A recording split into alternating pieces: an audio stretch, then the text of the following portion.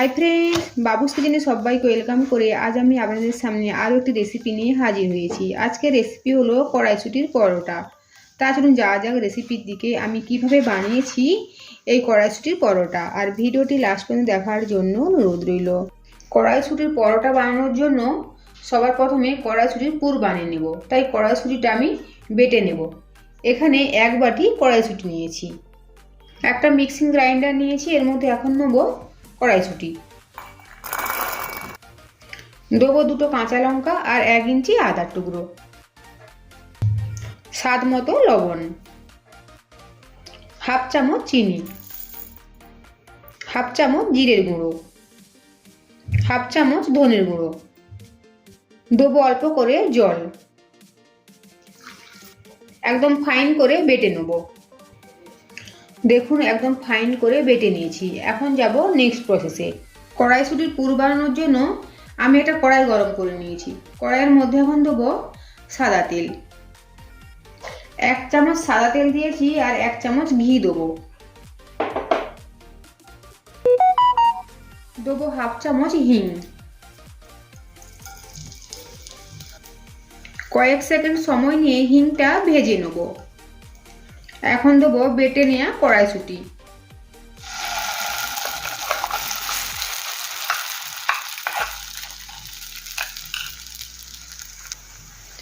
সবকিছু খুব ভালোভাবে নেড়ে চেড়ে মিশিয়ে নেব।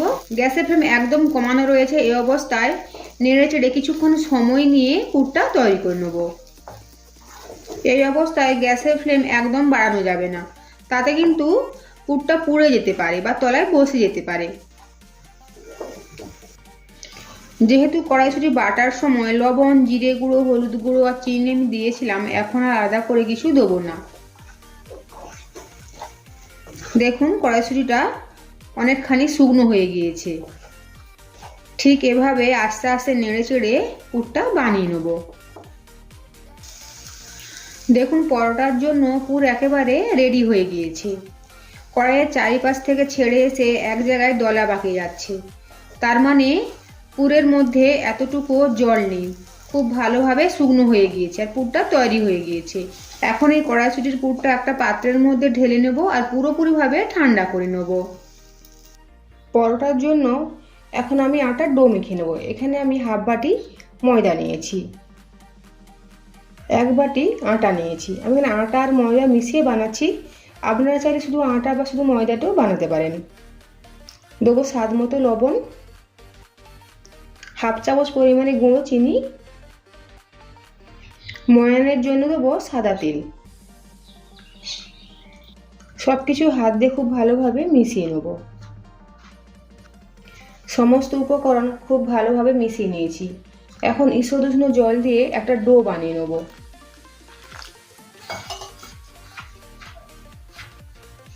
পরোটার জন্য আটা মেখে নিয়েছি আর এই ডোটাকে আমি 3 থেকে 4 মিনিট সময় নিয়ে ভালোভাবে থেসে নিয়েছি। এখন ডোয়ের ওপরে 1 চামচ মতো তেল দিয়েছি আর ভালোভাবে লাগিয়ে 10 মিনিটের জন্য ঢাকা চাপা দিয়ে রেখে দেবো। 10 মিনিট পরে ডো থেকে পরোটার জন্য লেচি কেটে নেব। লেচিগুলো একটু বড় বড়ই করতে হবে, যেহেতু লেচির মধ্যে পুর ভরা থাকবে। দেখুন ঠিক আমি এই সাইজের নিয়েছি। এখন লেচিগুলো হাত দিয়ে ঠিক এভাবে গোল করে নেব। এখন এই আটার গোলার মধ্যে পুর ভরে নেব। একটা গোলা নেব আর হাত দিয়ে ঠিক এভাবে বাটির শেপ দেবো। একটু বড় করে বাটির মতো বানিয়ে নিয়েছি। এখন এর মধ্যে দেবো আগে থেকে বানিয়ে রাখা মটরশুঁটির পুরটা। পুরটা দিয়ে দিয়েছি। ঠিক এভাবে হাত দিয়ে চেপে দেবো আর সাইড দিয়ে ঠিক এভাবে মুড়ে দেবো। আর মুখটাকেও ভালোভাবে মুড়ে দিতে হবে। আর হাত দিয়ে তারপরে ঠিক এভাবে ঘুরিয়ে ঘুরিয়ে আবারও গোল করে নেব। দেখুন ঠিক এভাবে একইভাবে বাকি গোলাগুলোর মধ্যেও পুর ভরে নেব। পুরের পরিমাণটা কিন্তু এখানে একটু বেশি করে দিয়েছি, যেহেতু এটা পরোটা তাই। আর মুখটাকে খুব ভালোভাবে মুড়ে দিতে হবে, নইলে রুটি বেলার সময় বা পরোটা বেলার সময় ফেটে যেতে পারে।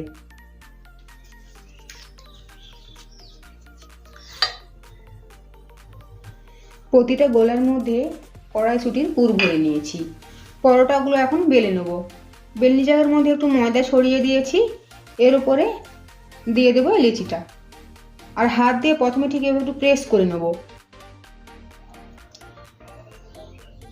এর ফলে যে পরোটার মধ্যে পুরটা রয়েছে এটা চারিপাশে ছড়িয়ে যাবে। ওপর থেকে আবার একটু ময়দা ছড়িয়ে দেবো আর হালকা হাতে বেলে নেব। এখন এভাবে পরোটা বেলে নিয়েছি, ঠিক একইভাবে বাকি পরোটাগুলোও বেলে নেব। পরোটা ভাজার জন্য হাই ফ্লেমে তাওয়া গরম করে নিয়েছি। এখন এই তাওয়ার উপরে দেবো বেলে রাখা পরোটা, আর গ্যাসের ফ্লেম মিডিয়াম টু হাই রেখে তেল ছাড়াই এপির ওপির পরোটাগুলো সেঁকে নেব। এই সময় গ্যাসের ফ্লেম একদম কমানো যাবে না, তাতে কিন্তু পরোটাগুলো শক্ত হয়ে যেতে পারে। তাই গ্যাসের ফ্লেম মিডিয়াম টু হাই রেখে পরোটাগুলোকে প্রথমে সেঁকে নিতে হবে। দু পিঠটাই সেঁকে নিয়েছি। এখন গ্যাসের ফ্লেম লো টু মিডিয়ামে করে দেবো আর ওপর থেকে ছড়িয়ে দেবো তেল। পরোটা উল্টে দেবো। দেখুন কত সুন্দরভাবে ফুলে উঠেছে। পরোটা দু সাইডটাই ভেজে নিয়েছি, এখন তুলে নেব। তাওয়াতে যে তেলটা রয়েছে ওটা টিস্যু পেপার দিয়ে মুছে নেব। আরও একটা পরোটা দিয়ে দেবো। আর ঠিক একইভাবে গ্যাসের ফ্লেম মিডিয়াম টু হাই রেখে দু সাইডটা প্রথমে সেঁকে নেব। দু সাইডটাই ভেজে নিয়েছি, ঠিক একইভাবে বাকি পরোটাগুলোও ভেজে নেব। তৈরি হয়ে গিয়েছে কড়াইশুঁটির পরোটা। আজকের আমার এই রেসিপি যদি আপনাদের ভালো লেগে থাকে তো অবশ্যই লাইক, শেয়ার, কমেন্ট ও সাবস্ক্রাইব করার জন্য অনুরোধ রইল। পাশে থাকা বেল আইকন প্রেস করার অনুরোধ রইল আমার প্রতিদিনের ভিডিওর আপডেট পাওয়ার জন্য। ভালো থাকবেন, সুস্থ থাকবেন। ফিরে আসছে অন্য কোনো রেসিপি নিয়ে। আর ভিডিওটি লাস্ট পর্যন্ত দেখার জন্য ধন্যবাদ।